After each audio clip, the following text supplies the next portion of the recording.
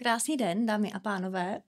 Mé jméno je Angelika Gergelová, jsem z Unie rodičů a Unie rodičů propojuje rodiče a školy. Nabízí jim podporu v tom, jak nastavit vzájemnou komunikaci, tak aby byla postavená nebo založená na respektu, vzájemné důvěře, aby měla nějaká pravidla, aby tam existovaly nějaké hranice a všichni se v tom cítili dobře, komfortně, protože máme za to, že když ta komunikace takto funguje, tak se pak dá stavět nějaká hlubší, intenzivnější spolupráce mezi školou a rodiči. Můžeme hledat cesty, jak se rodiče mohou zapojovat do života školy svých dětí a pokud se to daří, tak je to potom benefitem pro všechny strany, pro rodiče, školu jako takovou a především děti, o které nám ve vzdělávání jde. Současně přinášíme osvětu ze vzdělávacího světa. To znamená, že chceme vtahovat rodiče do debaty o vzdělávání, o tom, co se v oblasti vzdělávání děje, co se mění, co ty změny vlastně znamenají pro jejich děti, jak oni sami tomu mohou rozumět, nebo jak ty změny mohou, nebo jak to, co se děje, mohou ovlivnit, jakým způsobem se třeba ptát, komunikovat s vyučujícími svých dětí a podobně. K tomu si většinou zveme nějaké zajímavé hosty a dneska tady jednoho takového hosta máme. Osobnost volnočasové pedagogiky, řekla bych, pana Milana Mikina Apela. Dobrý den. Mikine, ahoj, já tě Ahoj. tady moc vítám. Mikin je, jak už jsem zmínila, takovým nestorem volnočasové pedagogiky. 30 let vedl jednu z největších volnočasových institucí v zemi, Brněnské Lužánky. Vidím, že stále firemní tričko máš na sobě. Současně dneska už jsi aktivní penzista, je to tak? Ano, je to tak. A to ale neznamená, že bys z toho světa vzdělávání zmizel. Naopak, mám pocit, že je tě tam pořád velmi intenzivně vidět. Mikin působí jako lektor outdoorových kurzů, vede tábory, expedice, působíš v prázdninové škole Lipnice. To všechno je pravda. A s dědečkem 4 vnuků. Ano. Je to tak? Ano, je to tak. Která z těch rolí je pro tebe ta nejvýznamnější v tuto chvíli? Jestli se dá nějaká taková vybrat?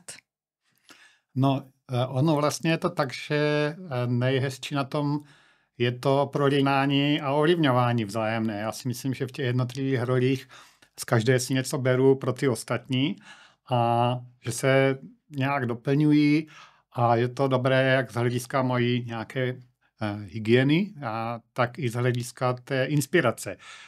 Vlastní vnuci mě inspirují pro ty ostatní role a ta moje pedagogická vlastní práce na různých táborech a kurzech mě vlastně doplňuje i ty myšlenky, které se pak dají dělat z vnuky a myslím si, že to je i velmi užitečné pro tu moji lektorskou práci, protože i ta z velké části je věnována pedagogickým aspektům, byť třeba v některých těch kurzech jde spíš o manažerské dovednosti, ale v oblasti pedagogiky. Mm-hmm. Takže to je jako vzájemné obohacování jedné role v druhé.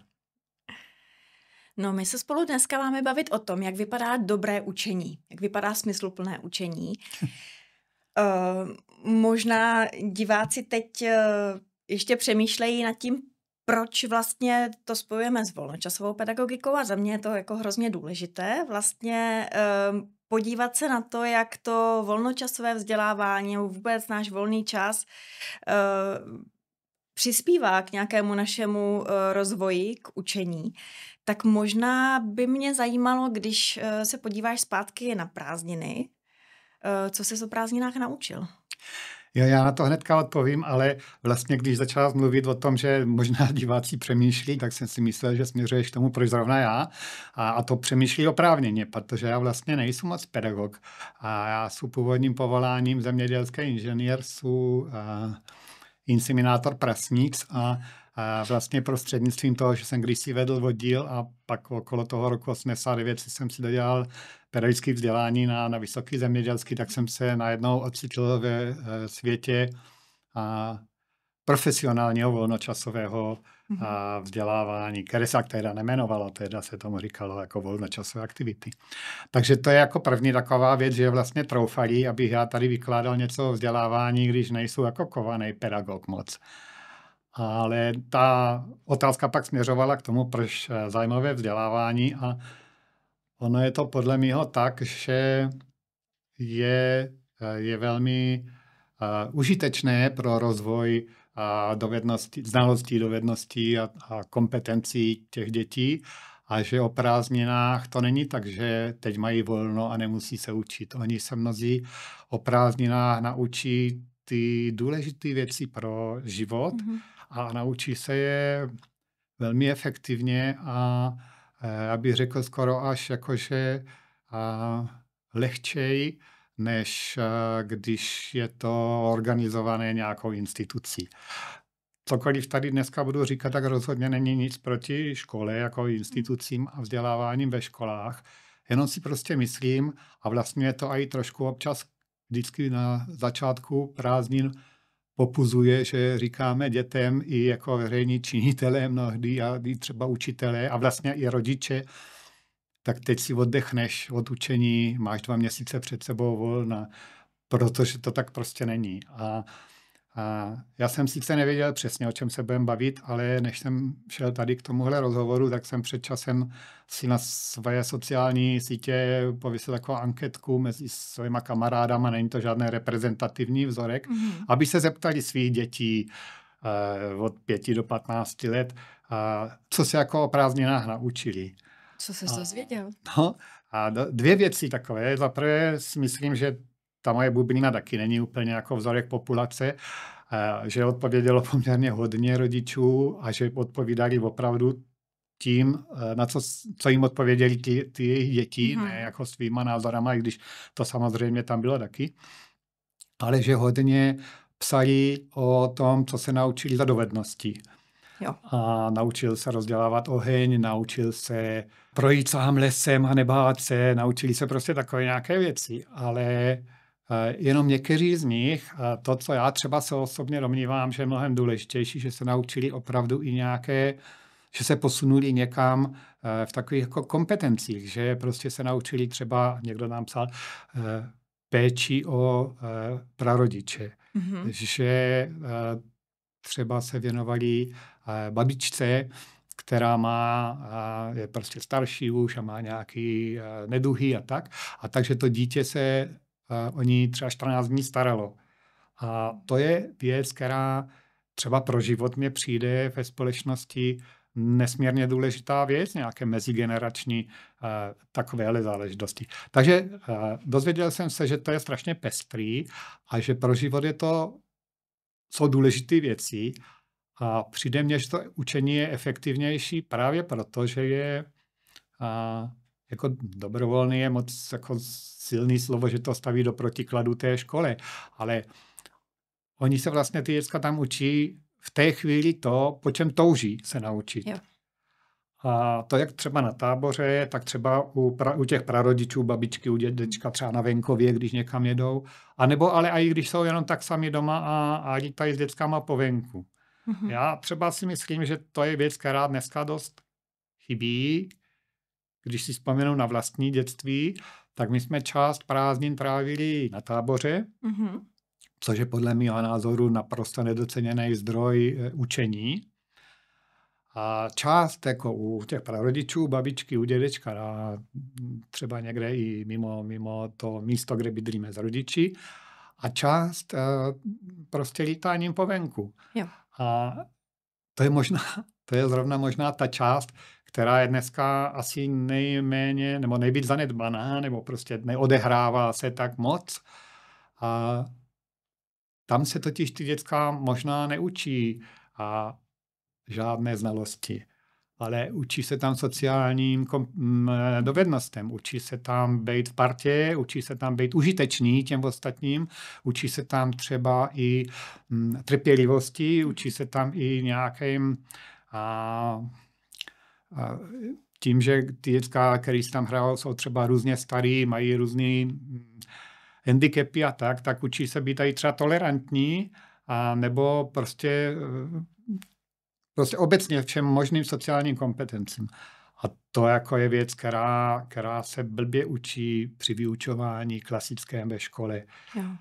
Uznávám, a to já jsem jako dost životní optimista, uznávám, že dneska ta situace ve školství obecně jako je strašně různorodá. Je celá řada jako učitelů dneska, který umí a do výuky zařadit i to, že děcka tam ty sociální kompetence rozvíjí. Takže znova vracím se k tomu. Není to na jedné straně volnočasová pedagogika, na druhé straně školská část pedagogického procesu. Oboje je užitečné a oboje může být dělaný dobře a oboje může být dělaný, takže to nerozvíjí ty děti. Ty kompetence, které by mělo. Mně právě přijde, že pokud dneska přijdeme na to, jak se tady ty dvě oblasti mohou vzájemně doplňovat nebo inspirovat, tak aby právě nestály proti sobě, takže by to mohlo být třeba užitečné. Souhlasím. No a promiň, jenom z toho, co jsi říkal, tak mě zaujala spousta věcí. Třeba to běžné lítání po venku. Mám pocit, že se začíná čím dál tím víc mluvit o tom, že je to něco, co dnešním dětem chybí, ale že to tak popisují i ty děti, že jim to chybí. Jo? Ten neorganizovaný čas, kdy vlastně mohou být spolu v partě vrstevníků, nebo samozřejmě starších, mladších, ale plus minus vrstevníků, bez nějakého dohledu dospělého, že to je něco, co by si opravdu přáli a co jim chybí, protože jim to dneska dopřáváme mnohem míň, než jak byl zvyklý ty to zažívat ve svém dětství, nebo i já ve svém dětství. Taky jsme byli prostě pořád venku a lítali někde v partě a nikdo z dospělých nevěděl, kde přesně jsme a co konkrétně děláme. A ty si vyjmenoval jako spoustu věcí, které se tam děti učí. A za mě je tam vlastně i hodně nějaká schopnost si prostě poradit v nenadálé situaci, v nějaké krizové situaci, jo? Že ve chvíli, kdy tam nemáš toho dospělého, tak ti to automaticky umožní jako převzít nějakou odpovědnost. Což je za mě jako něco, co se dá asi dobře rozvíjet i v tom volném čase, při těch volnočasových aktivitách. No mě při tom, co jste říkala, napadal takový formativní okamžik mého života. A je to vlastně je to vlastně to, co jste říkala. A když mě bylo, dejme tomu 10, možná 11, prostě někdy v roce 69 bych řekl, ne, ještě dřív, 67, tak jsme seděli na konci prázdnin s bráchou, s bratrancem a 2 kamarádama u nás v Žabovřeskách na hřišti a četli jsme časopis ABC mladých techniků a přírodovědců. A tam byla taková výzva od Galena, od tehdejšího šéfredaktora Hadžiho a zakládejte čtenářské kluby. Zakládejte tehdy jako raketové posádky a dívčí kluby a tak. A já si úplně pamatuju, to je takový moment, jako jenom ta věta jedna a jakože jsme seděli na stromě a jsem říkal, hoši, to by bylo něco pro nás. Fakt jsem se cítil jak ten Mirek Dušin a my jsme fakt založili čtenářský klub. A oni věřili tomu v tom časopise, že prostřednictvím časopisu, že nám jednou za, a už nevím, 14 dní, nebo jak to vycházelo, pošlou nějaké instrukce, co máme dělat. A my v té republice různě tady ty party děcek to budeme dělat. A ono se to fakt dělo. My jsme třeba dostali jako instrukci, jako obejděte si baráky v okolí a podívejte se, jestli někde není nějaký volný prostor, že byste si tam zřídili klubovnu. A my jsme chodili po barákách a opravdu jsme třeba do 14 dnů a našli člověka, který říkal, jo, nám komunisti vzali v obchod a my od té doby to tady máme zavřený, protože to prostě, jako jsme byli nasraný, byli jsme v nepohodě a on to má vlastně vchod z ulice a když to vyklidíte, tak můžete mít klubovnu. A my jsme najednou jako pracovali na klubovně a prostě fakt to jako fungovalo. A mně přišlo neuvěřitelný, že někdo má, a to je klíčové slovo mého života, důvěru v to, že ta banda těch děcek tamhle někde v Brně a jiná v Pardubicách a jiná v Kotěhůlkách budou dělat nějaké užitečné věci absolutně bez dospělého. No?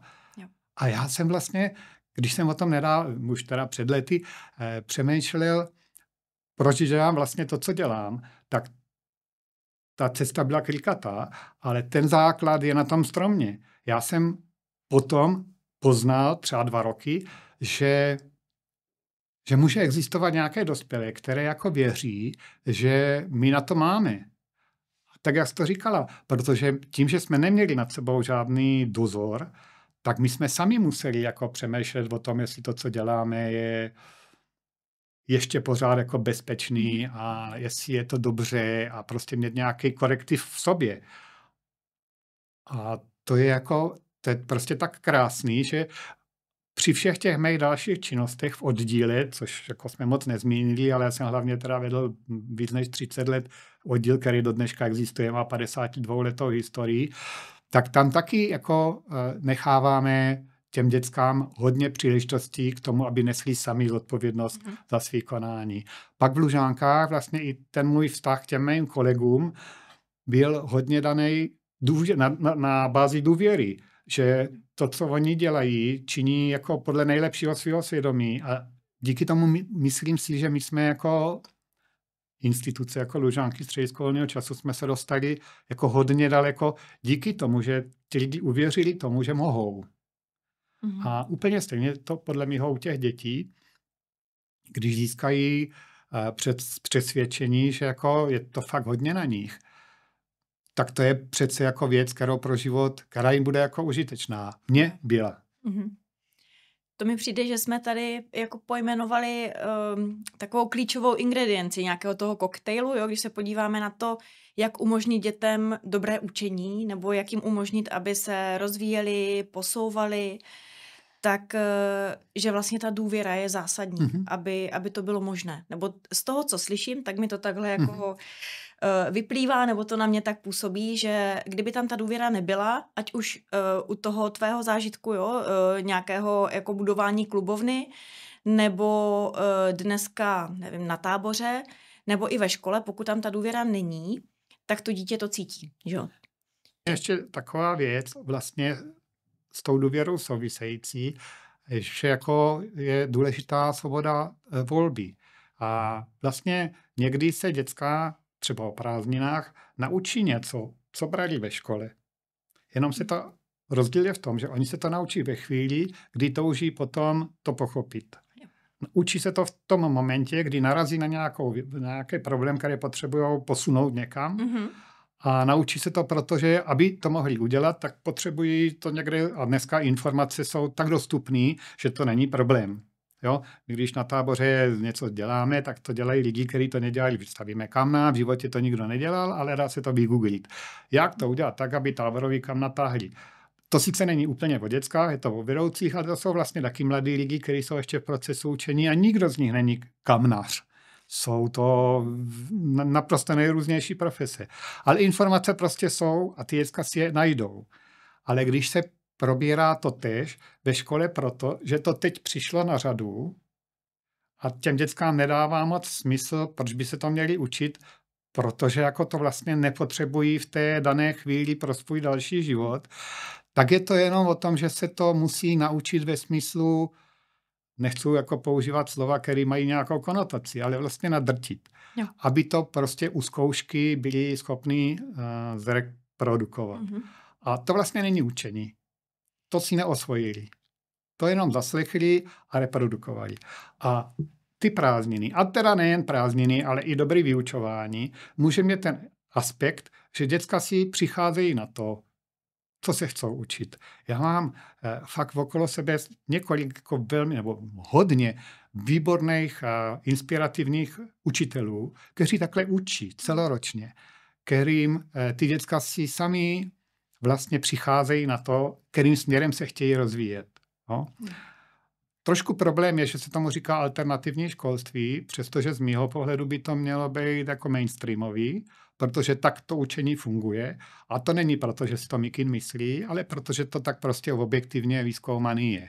To už dneska víme. Já mám třeba asi pamatuju, a to není jenom o základním školství, já si třeba pamatuju, když jsem chodil na vysokou školu zemědělskou a může být, že už to je dneska jinak, ale jako nejsou si tím úplně jistý, že jsem se v jedné chvíli jako zemědělský ekonom učil 80, tuším, druhů semen plevelů česky a latinsky.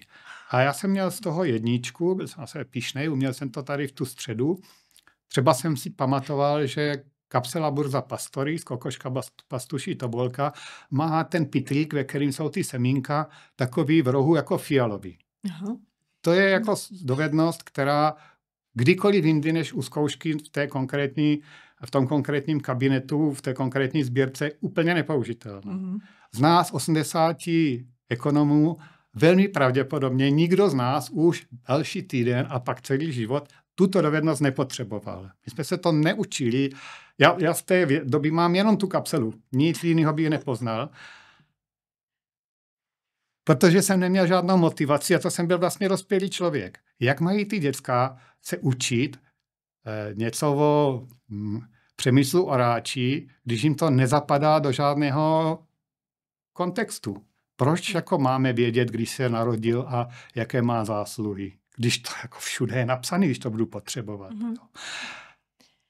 Takže důležitá, jak říkala koktejl, důležitá součást toho koktejlu je možnost toho jako subjektu vzdělávání, toho vzdělávaného, aby on sám si ten proces toho učení se mohl ovlivňovat. Mm-hmm. A ne, že to nejde. Jde to. Ale nejde to ve třídě, a to jsme si řekli, už nemáme osnovy, máme rámcový vzdělávací programy a tak. Jo, je to krok dobrým směrem, ale vlastně to neřeší tu záležitost celou. Děcka se hodně naučí, když se učí, že jim to dává smysl. Úplně souhlasím, že ten smysl je potřeba v tom vidět, protože to probouzí nějakou vnitřní motivaci, jo? Nějakou jako chuť a potřebu to vlastně teď umět, teď to dokázat, teď k tomu nějak přijít na kloub, patrně. A jak říkáš, no, vlastně ten člověk může učit i podobnou věc, ale v nesprávnou dobu nebo jiným způsobem, nebo ve chvíli, kdy tam ten smysl nevidí, nebo tam nevidí vůbec žádnou souvislost s tím vlastním životem, s tím, co se ho jako přímo dotýká, tak v tu chvíli se ta motivace asi hledá dost těžko. Jak to děláte na letních akcích? Byl jsi letos třeba ještě na nějakém táboře jako vedoucí, nebo... Jo, já jsem byl jako na jeden tábor, který dělám sám, je takový hodně specifický, protože je pro děcka do 4 let. Je to stanový tábor, aha, je to prostě na tábořišti uprostřed lesu, kde vlastně není elektřina a je to fakt takový ten tábor, 14denní. A oni tam jsou teda pochopitelně z rodiči, případně občas někdo z prarodičí. Ale není to jako v tomhletom pojetí jako možná úplně... Ale vlastně je... A oni se tam naučí vlastně strašně moc, ty děcka. Právě proto, že tam zažívají... To je takový ostrůvek pozitivní deviace. Jo? My tam nemáme vůbec žádný animátory, vůbec žádný program. Vlastně tam není ani žádný personál na tomhle táboře. Mně vlastně nenapadlo, že by tohle mohl být docela dobrý příklad. Oni jsou tam se svými rodiči. Rodiče jsou rádi, že jsou venku. Funguje tam taková ta synergie, že na 6 dětí stačí třeba jeden tatínek, který v hamace leží a říká, hele, já to monitoruju a prostě maminy tam krají cibulí a přemýšlejí o tom, co se bude vařit večer. A u toho ty děcka, některý ty malí si nehrají spolu, oni si hrají třeba vedle sebe. Jasně. Ale probíhá tam a socializace, protože oni se neznají, jako mnohí se neznají, jsou tam třeba poprvé. Někteří tam jedou opakovaně, ale protože je to fakt jako projekt do 4 let, občas je tam starší sourozenec toho malého, ano. Takže ti se třeba zase učí se starat i o cizí malí děti a dělám jako program, který spočívá v tom, že si vemou hrabě a jdou hrabat cestičku k latrínám, aby jim to v noci nebo večer, když jdou, nebo prostě, aby jim tam, když chodí bosí, nepíchalo do nožiček ty šišky. A nebo tam prostě sedí a točí kolečkem od jak se jmenuje, prostě, tak od koleček. Ano, kolečko kolečkem od koleček. A jsou jako šťastný. A vlastně jako jediným jako jejich cílem je být jako šťastný. Ty rodiče jsou šťastní, že ty děti jsou jako šťastný, ale nepřijde mně, že to je jenom takový nějaký bezduchý přežití nebo prožití těch 14 dnů. Oni tam teda nejsou všichni na celou dobu. Ale že to je hodně, že tam je velký význam, jak pro ty rodiče, teda je obrovský socializační, tak ale i pro ty děcka, protože najednou jako oni zjistí, že les není nebezpečný, že vlastně když spadnou, tak vlastně o nic nejde, že když jsou špinaví, tak dneska s těma outdoorovýma oblečeníma pro špunty je to tak krásný, že prostě prší a děcka lítají po venku a jsou šťastný, protože třeba po 4 dnech konečně sprší, že se tam učí být v bandě. Jo. A to je hodně hezký. To je takový vlastně ta náhražka toho lítání po venku jako dřív. A ještě ke všemu moc hezkým, inspirativním prostředí úžasného lesa v České Kanadě, nebo palouku uprostřed lesa v České Kanadě. Staví spolu hráze, nebo se prostě po dešti, my máme takový ohniště na blbý místě, kde nateče voda, tak oni v tom bahně se tam prostě ještě 2 dny ráchají. A vlastně jako, když je nikdo nepokřikuje, tak oni vlastně nikoho moc nepotřebují. Tam někdo dohlíží na to, že ještě žijou a jsou šťastní, no. Tak ano, byl jsem na táboře tady tom a krom toho jsem byl teda s dcerou na jeskyňářském táboře, to je hodně taková pěkná věc. Pro mě moje dcera je velkým vzorem pedagogickým. Za prvé je jako fakt dobrá jako na práci s dětskama, který mají jakékoliv handicap, prostě ona se do toho umí položit. A pak i na to, že oni vždycky přijdou na nějaký s těma dětskama společně vytvářejí jako pravidla toho jejich soužití. Jestli můžu tady tímhle směrem, tak to mě jako přišlo úžasný, že vlastně jako my někdy říkáme, hele, třídě, hele, máme nastavené nějaké pravidla a vy jste s nima souhlasili. Nebo domluvili jsme tak ještě. My jsme se domluvili na nějakých pravidlech. Ale jak je to ve skutečnosti? Mnohdy. Jo? Já mám nějaké pravidla a tady vám je říkám. Jo? Ano. A tím jsou jako schválený. Tak tím jsou ustanovené. No. Považuji za důležité, aby se je dodržovaly. Už se mě několikrát stalo, že na nějakých kurzech, kde mám učitele, tak oni jako říkají, ježišmarja, no. A přece není žádný problém to s nima probrat jako jinak, nebo aby si je sami vytvořili. Tak to je takový pěkný, když na to takhle si přijdou. A ta Bára, ona to má tak, že třeba u toho jeskyňářského kroužku, co vedla ještě před mateřskou, co já jsem jí taky jezdil pomáhat vařit, tak to měli tak, že jim se všechny ty zásady podařili dát do takové 6 nebo do 6 pravidel. Uvedu jenom jeden příklad, a když jim jezdím vařit, tak oni mě vždycky jednou za ten tábor vemou sebou dolů. Udělám něco jednoduchého a jdu prostě s nima. My jsme šli ve Slovinsku, Perediamská jama, jo, prostě krásná jeskyně, která nebyla nějak extrémně těžká, ale bylo to dlouhý. Šli jsme hodně dlouho, jako jeskyněma, někdy se plazilo, ale nebylo to nic extrémního. A pak jsme jako seděli, svačili a ti dospělí, ti vedoucí se jako bavili, a já teda jsem seděl s nima, o tom, jako, že co dál, jestli půjdeme dál, nebo jak. A pak to říkali těm dětskám, jak to vidí, a takový kluk jeden říká, hele, jeskyně není králík. Jo, a oni jako všichni pokejvali hlavama a otočili jsme se až vraceli jsme se. Aha. A já jsem jedinej tomu nerozuměl. No, taky tomu nerozumím. Jo, jasně. A tak jsem se ptal, co to jako znamená. A ona říká, no víš, my to máme všechno jako přeložený do nějakých vět, aby to bylo pro ty děcka jako srozumitelné. Že jako, víš, jeskyně není králík. Ona tady byla loni, před 100 lety, před 1000 lety. Ona tady bude i zítra.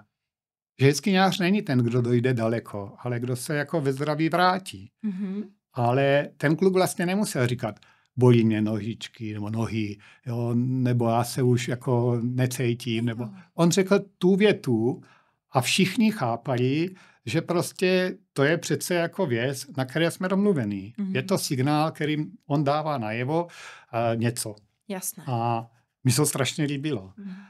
A ona má takovou, teďka nechci házet na ní, ale jako fakt si myslím, že většinu pedagogických moudr mám od ní, protože na rozdíl ode mě ona je jako vzdělaná v pedagogických vědách.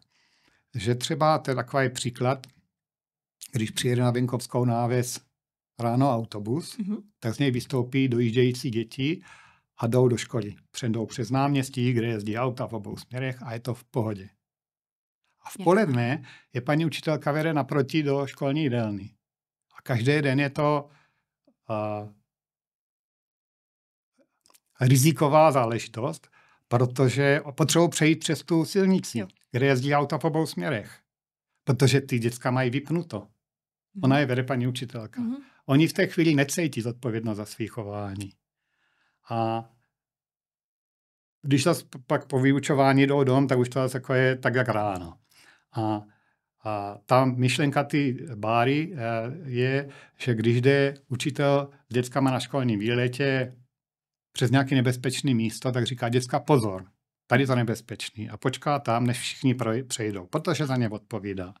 Když jde nějaký pionýrský nebo skautský vedoucí s hodilem, tak říká bacha děcka, je to tady nebezpečný. Ale jde dál, protože si říká, hele, řekl jsem jim to a oni jsou vychovaní, chodí do vodílu, to není problém. A když jde jeskynář, tak nic neříká. Aha. Protože když těm dětskám říká, bacha, je to tady nebezpečný, tak tím vlastně, jak si explicitně říká, ale jinde ne. Ale to není pravda, v jeskyni je to nebezpečný pořád. Takže vlastně jde o to, aby ty děcka step by step přicházeli, nemůžou jít do ty jeskyně nováčci hned jako do plnýho, musí jako postupně. A musí se učit tomu, že oni odpovídají za svoje, kam si troufnou a kde už je to přes hranu. Že zodpovídají v tom jako za sebe. To je podle mého dovednost, která v té zážitkové pedagogice, v té volnočasové pedagogice hraje dominantní roli. Ta zodpovědnost za sebe. No.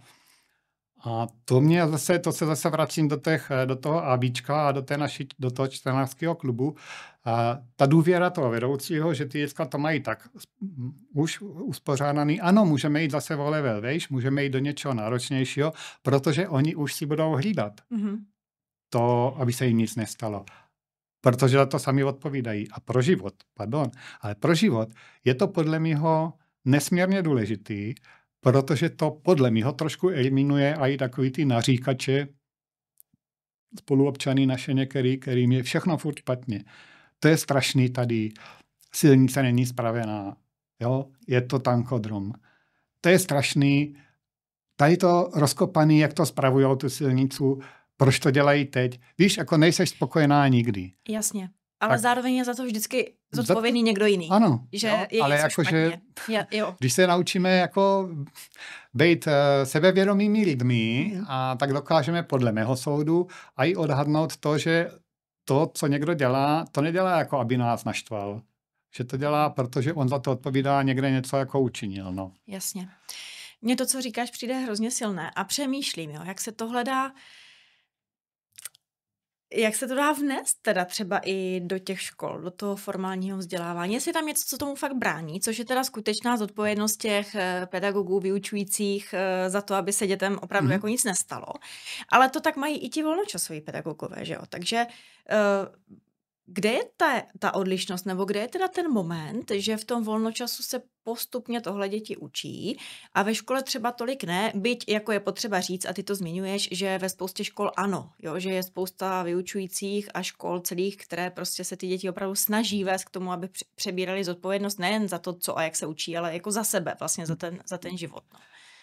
A první, co mě napadá, ale nevím, jestli je to dobrý pojem, je nějaká pedagogická odvaha. A uznávám, že to není úplně jednoduchý. Když jsem byl na nějakém kurzu, co dělala prázdninovka, jmenovalo se to Konference odvahy a dobrodružství, bylo teda 2 ročníky, teď byl po letech zase jako kdyby 3. A tam mluvila nějaká paní jako zakladatelka lesních školek. A ona nám vykládala o tom, kolik předpisů různých nahání strach normální učitelce v mateřské školce, že oni mají třeba na zahradě mateřské školky nějaký strom, ale ty děcka po něm nelezou, protože ta učitelka ví velmi dobře, co by se všechno mohlo stát, kdyby to dítě spadlo. Ano. A jak když jsem chodil číst do jedné lesní školky dětskám pohádky jednou za čas, jako čtecí dědeček, to teda dělám dodnes, ale jinde, tak to mně přišlo, jakože tam děcka chodí třeba se srpem a nažnout jako trávu králíkům. A to i mně přišlo jako fakt je necháte jít samotný. A ta paní ředitelka, tady Míša, jako tehdy ještě lesní školky Lištička, dneska ze základní školy Liška, tak ona říká, hele, ale tak my jsme šli s nima, oni se koukali, jak to děláme, a pak jsme chodili s nima, my jsme se koukali, jak to dělají, a oni vlastně, když jdou sami, tak oni si dávají mnohem větší pozor, protože tam s nima nikdo není. Jsou tam za sebe. Já vím, ale i tam se může něco stát. Jako nikdy to není jako tak bezpečné, aby se nemohlo něco stát. A pak je to možná i o tom, co jsi mluvila v tom úplném úvodu, o důvěře rodičů v tu instituci. O důvěře rodičů v ten náš oddíl. Já jsem zažil úrazy dětí, ale přišlo mně, že když přijede maminka si vyzvednout dítě ze zlomenou klíční kostí, což není jako úplně bagatelní záležitost, když mají před dovolenou, Jasně. tak ona nás nepřišla bičovat a vyčítat nám něco, protože chápala, že její syn prostě při nějaký palkovací hře, protože je prostě hodně aktivní, no tak prostě skočil tak, že jako se zranil. No? A vlastně jsme to vyřizovali jako společné řešení té situace, a ne jako, že by nám přišla nám spílat. Jasně, že nebyla ráda, ale přijela o týden později pomoct bourat tábor. Jo.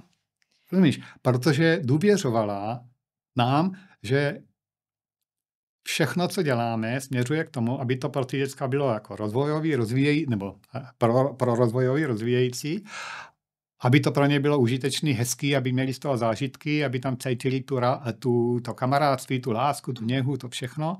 A přitom se občas něco může stát. A oni to prostě tolerují. Teď se to stalo zrovna mému dítěti.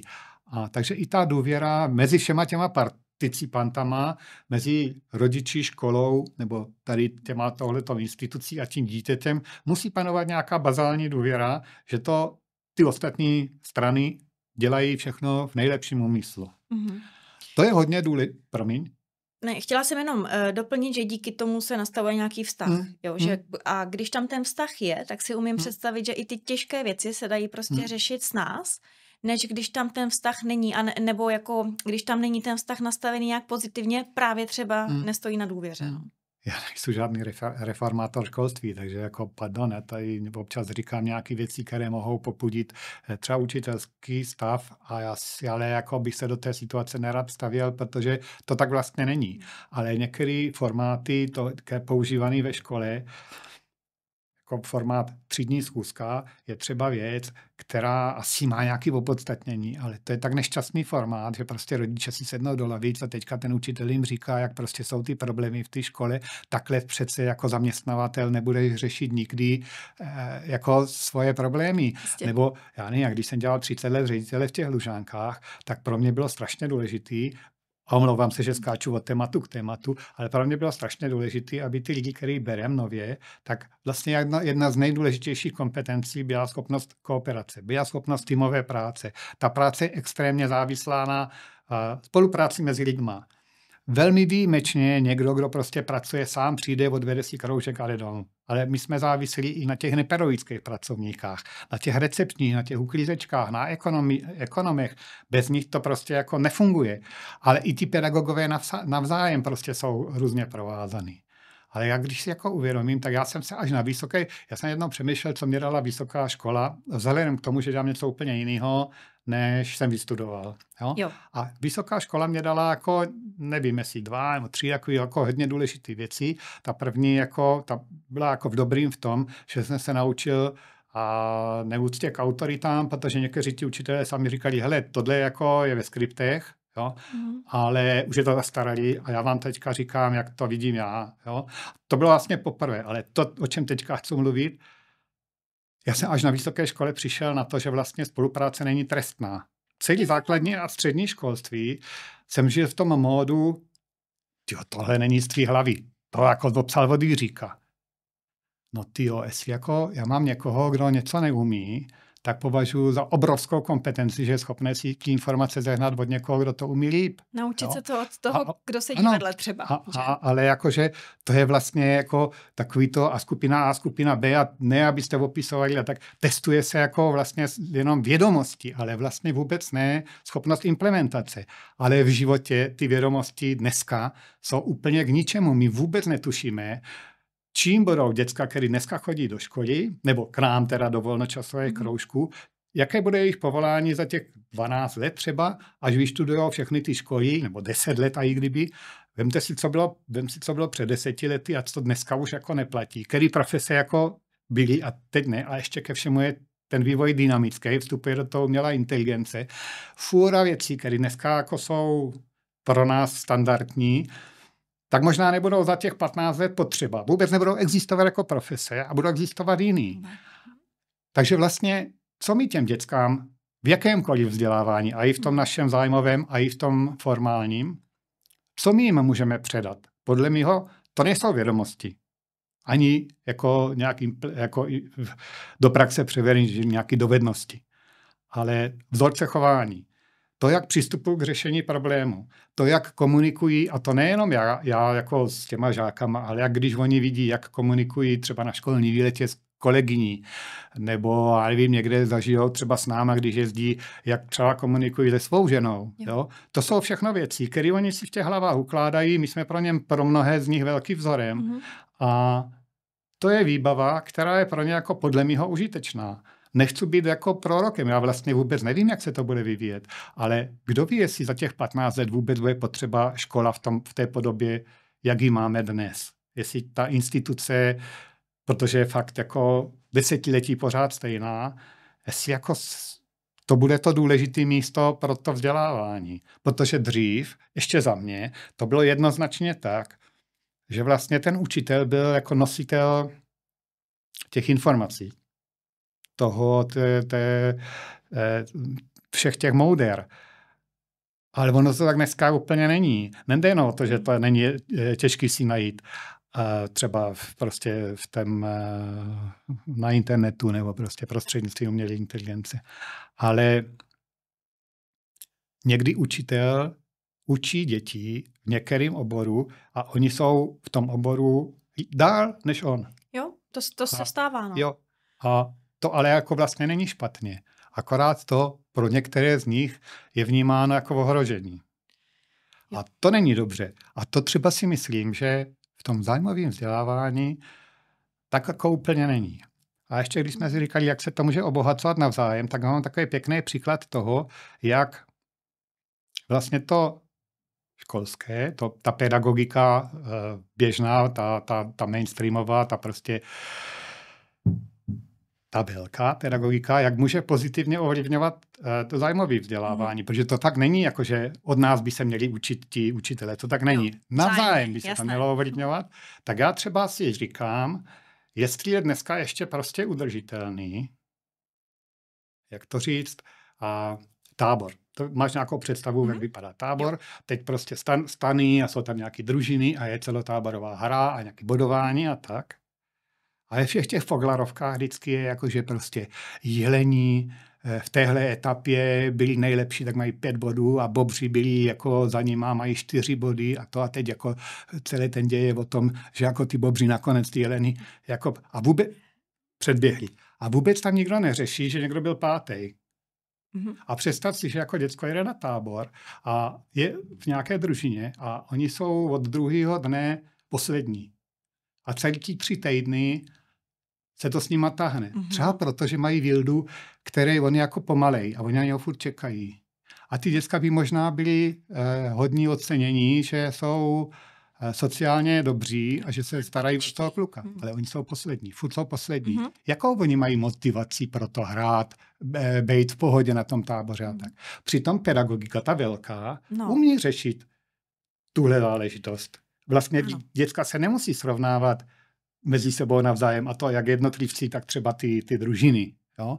Pořád to může být založené na tom, ne být lepší než někdo jiný, ale být lepší než já včera. Jo, přesně tak. Ale a zažít nějaký úspěch. A zažít si každý nějaký úspěch, nebo hledat to, v čem jsou dobří. To třeba, co mně přijde někdy jako škoda v jakýmkoliv vzdělávání je, že když je někdo na něco dobré a něco špatný, tak někteří pedagogové i u nás se snaží rozvíjet to v čem ty děcka zaostávají. Jako posilovat ty slabé stránky. Hele, čeština v pohodě, ale tady musíme máknout, jo, protože ta chemie to je jako špatně. Místo toho, aby se rozvíjelo To, v čem to dítě jako je fakt dobrý a dělá mu radost a chce jít tam dál, to není potřeba, tam jako je jednička.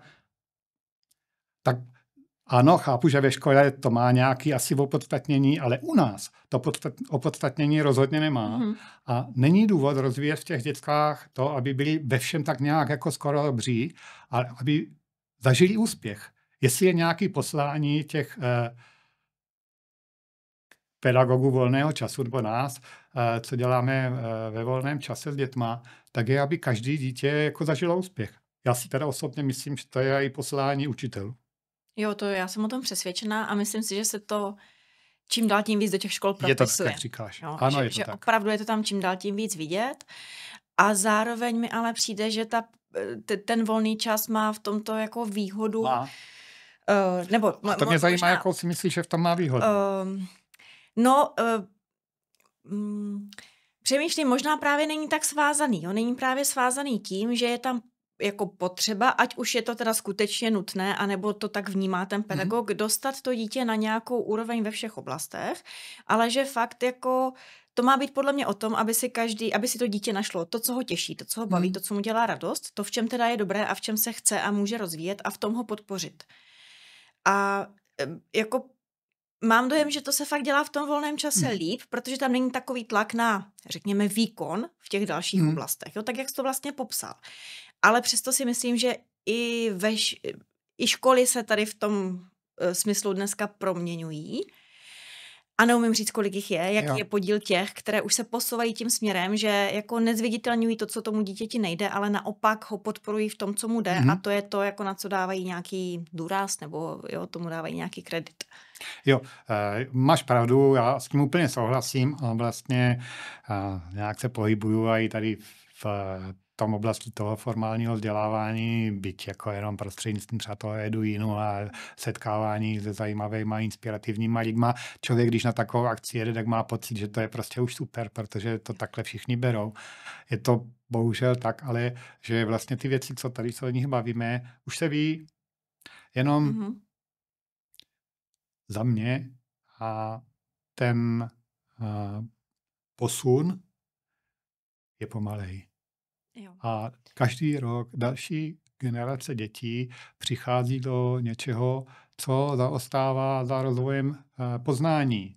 To, co tady se o tom bavíme, nejsou přece věci, které loni někdo s nima přišel. To jsou věci už ověřené. A vlastně, když se dělají reformy RVP a prostě někam se posunuje celý školství, tak je to pořád, ale jako posun k lepšímu, ale v rámci udržitelný. V rámci něčeho, co prostě mně přijde, že je neudržitelný dlouhodobě. A to, že jako je větší prostor pro učitele, aby si mohli v těch svých předmětech rozhodnout o tom, co všechno je jako povinný a co ne, to stejně nemůže uspět, když jako vlastně, ale ty děcka jsou vlastně vedený k tomu, že cílem každého toho stupně vzdělávání je, aby oni popolezli do dalšího stupně a ne, aby uměli víc. Tak pak jako tomu učiteli moc nezbývá skutečného prostoru, byť může v rámci svého školního vzdělávacího programu. Nemůže, protože jako on bude jeho svěřenci budou testováni na to, jestli znají to penzum pro ten další stupeň, tudíž on si to netroufne, protože by neuspěl v očích toho, kdo to platí, znamená státu, anebo respektive teda rodičů, kteří tam dávají ty děti. Takže já to v tomhle jako moc velký zase optimista nejsou, protože už jsou starý a já jsem si myslel, že to nějak dožiju a to už asi jako nenastane. Ale vlastně jsem šťastný, že pracuji v oblasti, kde to tak přinejmenším být nemusí. Já vůbec netvrdím, že tak nefungují i některé naše kroužky, že je tam tlak na výkon taky, že i tam není to o úplné důvěře vedoucích v ty děti. Pořád je to tak, že jako podle mého většina táborů funguje na principu celotáborová hra, bodování jednotlivců, mapka nebo nějaká vizualizace úspěchu těch jednotlivých družin a že tam je to o těm, že to prostě není win-win. Jo.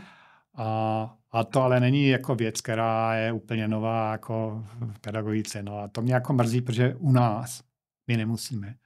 My si to vlastně děláme jenom proto, že to máme v hlavách nastavený. To mě jako mrzí a jestli se o něco snažím, tak třeba dát těm mým kolegům a i třeba těm účastníkům těch našich kurzů najevo, ukázat jim cestu, že to jde jinak, no, že to je možný. A v tom si myslím, že nám mnozí učitelé dobří a můžou být velkou inspirací. Fakt to na mnoha školách to takhle jako probíhá.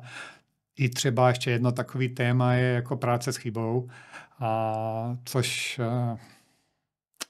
úplně nevím, jak to teď říct, ale pro mě je to třeba taky jedno z klíčových témat. Že vlastně čím se učíme? Tím, že děláme chyby. A že ty chyby reflektujeme. To znamená, že si řekneme, hele, co jsme udělali blbě a co udělat pro to, aby příště jsme to blbě neudělali, aby jsme udělali novou chybu. Fakt si myslím, já jsem třeba fakt v Lužánkách říkal těm svým lidem, že ať dělají jako furt nový chyby. Jo. A oni tím pádem jako žili v prostředí, že se nebáli ty chyby dělat. Že věděli, že to není trestný. Že ten ředitel se za ně postaví, protože prostě oni udělali chybu, protože to zkoušeli. A ono to nevyšlo. A když opakovaně získáš zkušenost, že za to nejseš bičován, ale za to, že jsi vlastně chválen, že jsi prošlapala nějakou cimrmanovskou slepou cestu a vede to k tomu, že oni přijdou s dalším nápadem. Když opakovaně uděláš zkušenost, že vlastně seš za chybu trestán, tak jak dlouho ti to vydrží jako přicházet s novýma nápadama. A to si myslím, že pořád ještě není úplně běžný a v tom rutinním školství, a to fakt jako si nemyslím, že to v celém školství, ale v tom rutinním školství, že to jako není běžný. Já jsem dělali na Vsetínsku, facilitoval jsem tam prostě setkání sboroven, ptali jsme se těch učitelů v rámci nějakého projektu, co tam dělá místní akční skupina, na jejich zkušenosti, čtenářská dovednost, matematická gramotnost, well-being a inkluze. A ptali jsme si, jako, v čem se jim daří a co jako by ještě potřebovali a tak. A mnohdy to bylo tak, že oni říkali o práce s chybou. No, jasně, to je naše téma. No, jak to přesně myslíte? No prostě, když tam prostě tu chybu objevím, tak je potřeba to tomu žákovi vytknout, že jo? Protože aby jako věděl, že takhle ne, ale to není jako fakt pozitivní motivace, která je rozvojová. No. Možná jsem neměl říkat, kde to bylo, to není důležitý, protože si myslím, že tam takový bychom narazili jako leckdy. Asi všude jsou dobří a horší učitelé. Ale jako přijmout to, že chyba je kamoš, což třeba je jako jedna z myšlenek, jako jak třeba v Lužánkách, tak třeba v té prázdninové škole Lipnice, to je jako jedno z velkých pedagogických moudel. No. Mně u toho přijde hrozně důležité, jak jsi to předtím popsal, ale jo, že zároveň chyba je kámoš v tom smyslu, že vede k nějaké reflexi, že vlastně se snažíš přijít na to, kde se ta chyba stala a jak to udělat příště tak, aby se nestala. A přesně prostě ve chvíli, kdy se chceš někam posunout, na něco přijít, něco jako objevuješ, tak přirozeně děláš chyby, že bez toho většinou ten proces jako není možný.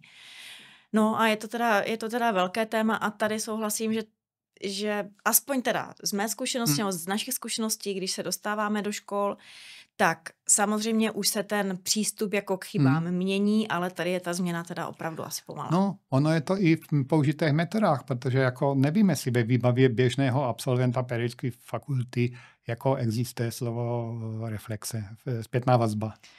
A podle mýho, ale nevím to určitě. Ani moc jakože neučí.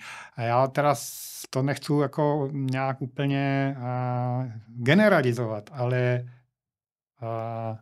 lidé, kteří třeba přicházeli do Lužánek a neměli za sebou nějakou průpravu, hele, já jsem vedla pár let skauty, nebo já nevím, přicházím tady z kurzu nějakých a tak, mám za sebou, ale byli čistě jako z pajdáku, tak mnozí z nich byli skvělí potom, ale jako tohle se učili až v praxi. Že vlastně tu činnost každou je potřeba udělat, pak si říct, jak proběhla, a přemýšlet o tom, co se povedlo, přemýšlet o tom, co ne a v čem byl ten problém. V čem byl ten problém ne na straně objektivních podmínek, ale na mé straně, co já můžu příště udělat, protože když přijdeš na to, že jako, no, kdyby jsme jako věděli pravidla všechny předem, nebo kdyby nám řekl, jako, to není reflexe. Reflexe je, když přemýšlím o tom, co já můžu udělat příště lépe. Jo.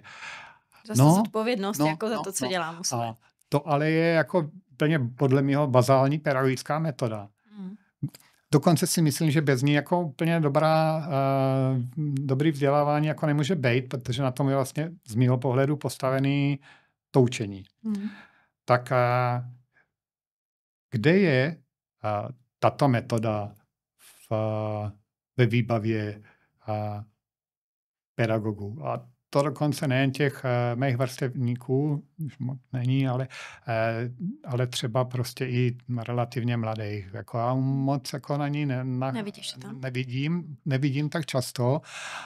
A přitom jako, no, to třeba si myslím, že jako dost důležitá věc, ale přestože jsem se tady na začátku kasal, že jako nechci být jako vlastně nepříjemný k tomu vzdělávání, tak nakonec se to úplně jako nepodařilo. Což mě mrzí, protože já mám vlastně kantory rád.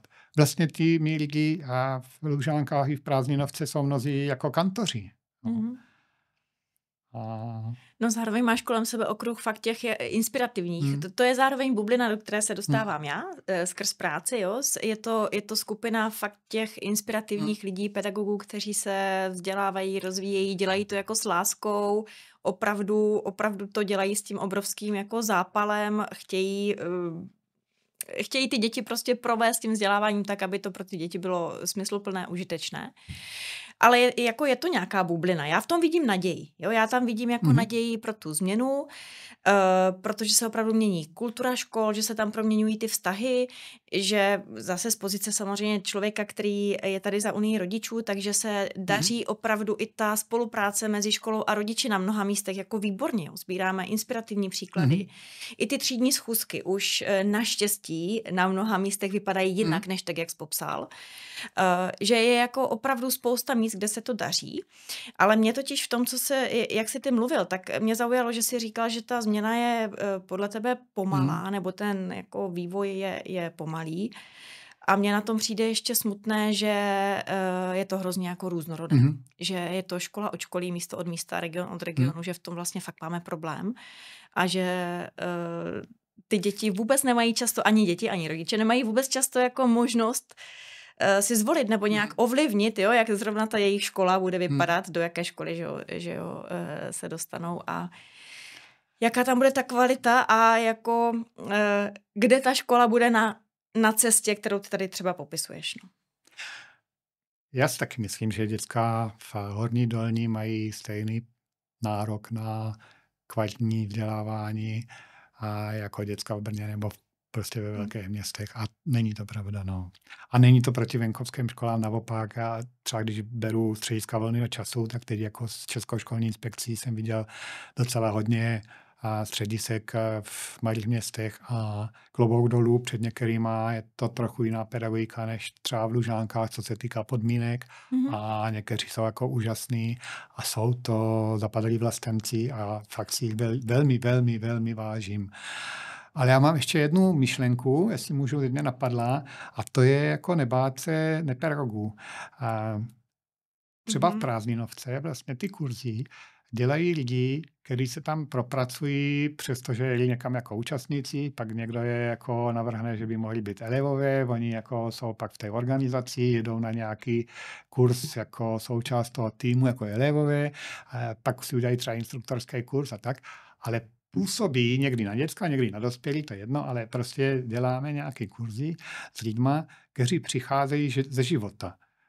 A nám v těch Lužánkách se tyhle lidi strašně osvědčili. A já to teď třeba vidím na té lišce, tady brněnské školy jedné, ale i na dalších, že prostě vtahují do toho učení lidí ze života, který třeba jim řeknou, jak funguje nevím, registr vozidel, nebo jak funguje práce ve vozovně, nebo jak se ší ponožky. To jsou všechno jako věci, které vypadají jako co se to pro ty děcka, to je jako znalost, kterou na nic nepotřebují, jako oni nebudou šít ponožky, ale to setkání s těma živejma lidma jinýma než jako jenom pedagogama může být strašně obohacující. Já to fakt vnímám na tom čtení těch pohádek, prostě v té studánce tady, kam chodím jako teďka číst, že to není jako, když tam přijdu pro ty děcka to stejný, jak každý ten den, kdy jim po obědě čte to ta paní, která je tam s nima, ta vychovatelka, nebo ta teta, ale že prostě přišel prostě cizí chlap, čtecí dědeček a čte jim tu pohádku, takže to je pro ně jako dobrý, možná je tam mají ten gender nějaký, že to hraje roli, ale že přijde někdo cizí a oni chodí, oni jdou jeden den třeba do domova důchodců a tam s nima něco dělají. Pak se jdou podívat, jak funguje pekárna. A v tom předškolním vzdělávání to dokonce si myslím, že už dneska jako má hodně těch školek jako ve svým projektu. To je jako strašně dobře. Ale i to, že třeba ve volném čase mnohdy fungujou, u nás se běžně pracuje jako tandemový vyučování, je dneska jako velký trend, ale jakože v té naší branži je to běžný. Na každý schůzce skautský, pionerský jsou třeba 3-4 dospělí a fungují jako kdyby tandemu a vůbec to jako nikdo tak nebere. Ale že tam je třeba někdo, kdo za to odpovídá po té pedagogické stránce, má tam odborníka, je někdo včelař a je tam s ním prostě i někdo, kdo má třeba pedagogické vzdělání, ale ten včelař je tam ten, za kterým táhnou ty děcka, protože on o těch včelách vykládá nadšeně a získává je proto. A já bych se nebál pustit do vzdělávání, do učení ve školách. To zní strašně jako, že učitelé nejsou ze života, ale prostě ty lidi z toho jako praktického života. Na takových těch středních školách odborných si myslím, že to jako je víc, že tam učí lidi, kteří třeba předtím dělali, třeba v té branži dělali v zemědělství a teď jako učí na té střední škole. A oni pár let, ale předtím dělali prostě někde toho inženýra a prostě měli tam na starosti tu zemědělskou výrobu. Oni, když těm lidem, těm studentům něco říkají, tak to říkají a jsou věrohodní u toho. Moje dcera, když učí AI, tak má obrovskou výhodu oproti ajťákům, protože ty ajťáci mluví jiným jazykem, než ty učitelé slyší. Ona jim to říká jako kolegyně. A pro ty děcka je to velmi podobný. Oni prostě u toho musí získat důvěru v toho mluvčího, v toho, kdo jim to říká. A když to je člověk, za kterým stojí nějaká... A i když ty děcka vlastně mají jenom zprostředkování, jenom jako informací, tady jako za náma přišla zubní laborantka, bude vám tady vykládat o tom do těch zubech, tak je to jiný, než když to říká ten kmenový učitel. Jo? Tak to si myslím, že jako je dobrá věc a chápu, že to není jednoduchý, že v tom stojí i třeba legislativní jako nějaké bariéry, že tam jako dneska si ten člověk nemůže být jako sám, protože prostě, že jo, škola ty děcka odpovídá a tak, ale zkoušet různýma cestama by se to jako měla. Nám se to dařilo docela, si myslím. A já jsem byl rád za každého mýho člověka, který si dodělal pedagogické vzdělání, ale původně byl něčím jiným. Byl odinut. Protože jako přinášel do toho života jiný pohled, než jenom ten náš. Než čistě pedagogický, jo. My třeba o tom takhle přemýšlíme v Unii i jako o roli pro rodiče. Že je to jedna z možností, jak vlastně vstoupit do toho života školy. A tady fakt vnímáme, že je to win-win, jo? Vlastně to navrhujeme jak školám, tak těm rodičům, ale to je třeba super, přijít představit svou profesi, nebo pozvat ty děcka k sobě do práce, k sobě do firmy, na nějakou praxi, jo? Pokud se to dá samozřejmě legislativně ošetřit. Toto je úplně nejlepší, to, co jako zmiňuješ, to je úplně nejlepší, protože to je, jak jsi říkala, to je win-win. To má obrovský význam pro tu školu. Přichází tady někdo z praxe a říká jim to. Má to velký význam i teda pro toho, kdo tam přišel jako z těch rodičů, kvůli se pěti nějakému i pro ty děcka, protože to pro ně zajímavý, ale vede to i k té spoluzodpovědnosti těch rodičů za to, kam to jde. To já si právě cením tady na tými kamošce, že jako oni vlastně to mají ta liška to má postavený na spolupráci s rodiči, jako ve velkým. A oni jako vlastně ty rodiče vtahují do všeho možného, oni si tam jedou tamhle v zimě na lyže, tamhle v letě někam a vlastně všechno dělají na vodu. Teď jako jeli třeba k moři a tak, ale je to tak, že do toho jsou vtažený, to mě vlastně napadá jako dobrý příklad. Prostě děcka si tam v lišce vymysleli, že by chtěli jet k moři spolu. a dost dlouho pracovali na tom a právě, že za spolupráci s rodiči a jak si vydělat na to, aby mohli jet jako spolu k moři. Jo. A vymysleli to. A vymysleli nějaké výrobky a věnovali se tomu v družině a chodili na 7 do školy, aby hodinu předtím tam něco dělali a prodávali to. A oni si skalkulovali, co je jako cena, za kterou se ještě něco prodá a co je cena nákladová a jaký zisk a kolik těch peněz potřebují a tak. A rozumíš, já jsem si říkal, já jim jako určitě chci přispět, tak koupím si tam něco a tak. Asi nás takové bylo dost, ale oni to fakt dali a jeli k tomu mořu. To je úžasné. A to je podle mě úžasný, protože ty děcka zažili společný úspěch. No. Stejně tak, jak když děcka k nám chodí třeba do cirkusového Příměšťáku, tak oni tam drtí každý svoji disciplínu nějakou, ale pak v pátek mají představení, tam se, já nevím, co hodinu tleská a oni zažili společný úspěch a oni by ho měli zažít i v té škole. To by bylo krásný, společný úspěch, ale nevím, jestli je tam na to prostor, protože tam děcka, když zažijí, tak individuální úspěch. A když děcka chodí do dobrýho sportovního oddílu, kolektivním sportu, tak taky zažijí společný úspěch. To jako není jenom třeba ten cirkus nebo, já nevím, dramatický soubor, divadlo a tak. Tak zažít společný úspěch je věc, která pro jejich život je určitě úžasná. Souhlasím a jako věřím, že se to fakt děje i v těch školách. Třeba ty tady dáváš příklad z Lišky a jako rozhodně je jich víc, kde fakt se jako snaží vlastně hledat příležitosti. Ta škola nějakým způsobem, ne, že by to ta škola, takhle si to ty děti vymysleli sami, že jo? Nebo do značné míry to vymysleli a realizovali sami, takže ne, že by to ta škola dělala za ně, ale že jim k tomu dá ten prostor. Tak to mi přijde jako skvělé. No. Přemýšlím, jestli můžeme ještě v pár slovech zkusit jako doporučit něco rodičům. Jak to, o čem tady mluvíme, mohou vlastně podpořit rodiče? No já si myslím, že to je to, co je poslání Unie rodičů a co děláte.